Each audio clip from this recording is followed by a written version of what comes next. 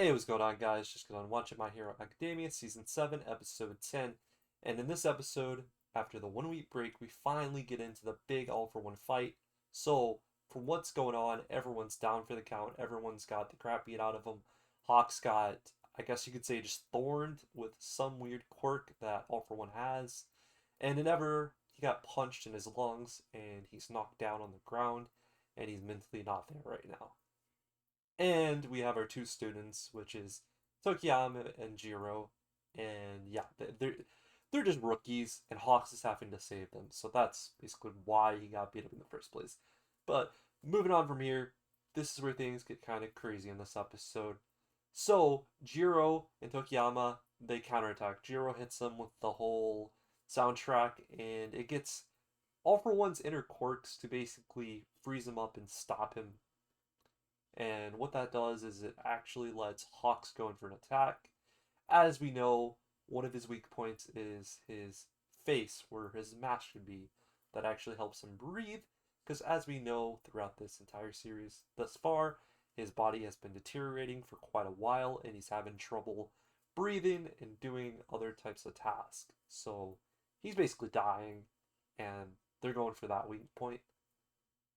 And after this, All for One activates this weird ability. He takes all the shards from that mask, brings them back into his face, and it makes this like weird glass shattered version of his mask. After that, he's on the attack, and this is where, out of nowhere, this is the biggest thing about it that I really remember and ever comes. And what happens is All for One uses the thorns, and his hand gets stuck. So and ever keeps going, he loses that entire hand. And now he's using flames to actually bring out a hand. So in that empty area where his hand's supposed to be is now flames.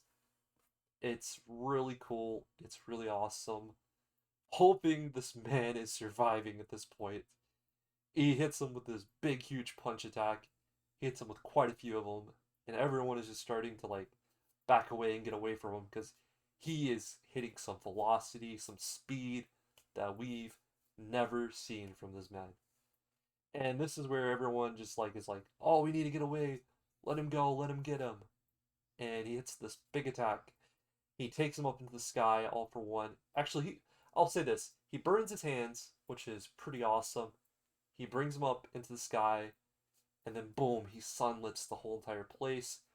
I kind of wanted him to do more like a pile drive scenario type of thing, but I guess that wouldn't be the coolest.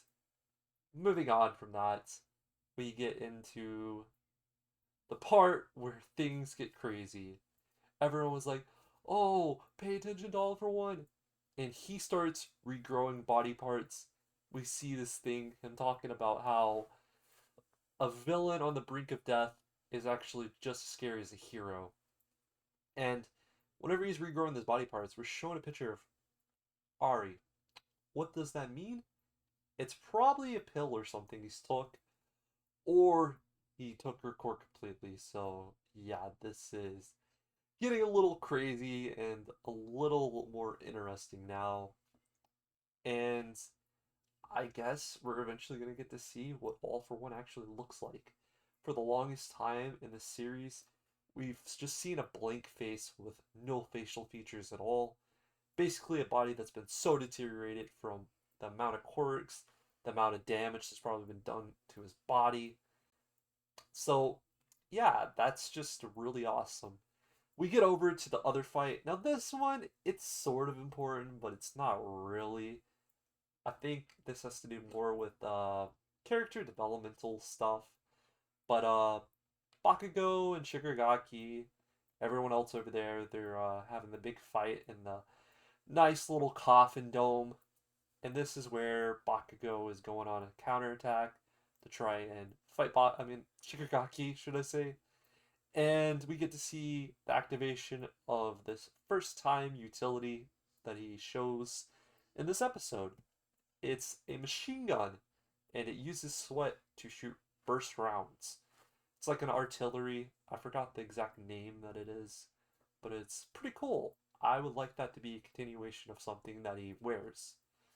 And this is where whenever he gets up close to Shigaraki, Shigaraki holds his hand, or not his hand, his arm, basically bursts his arm, and half his body is like bloodied up. That man got denied like crazy. Shigaraki basically said, I'm not interested in you. I'm not interested in your growth. I'm not interested in anything you got. The only thing I'm interested in is who you're closest to. So, Shigaraki basically is going to wake him up, I feel like. Bakugo, he's became this bad guy that's really a good guy, and we're starting to see it up front very close in this episode. So, I don't know what the next episode's going to pertain, but it's looking a little crazy, guys. This is pretty much what the end of the episode is. Is that last part really important? No, but I think it's going to wake something up in Bakugo, or vice versa. So we all know that Midoriya and Bakugo's relationship is pretty important, and that's going to play a big part, I think, in this whole battle. Anyway, guys, tell me what your thoughts are. Did you guys like the Endeavor fight? That's my big question. Did you think that his finishing move was the greatest? Like I said, I think the pile driver would have been sick to bring out. Nice, huge pile driver, like a gigantic punch into the ground, and then it just like burns the entire field, and no one gets hurt. That'd be pretty chill. But that's probably too much because it's not literally like a superhero move. That's more like a villain trying to destroy a village or something.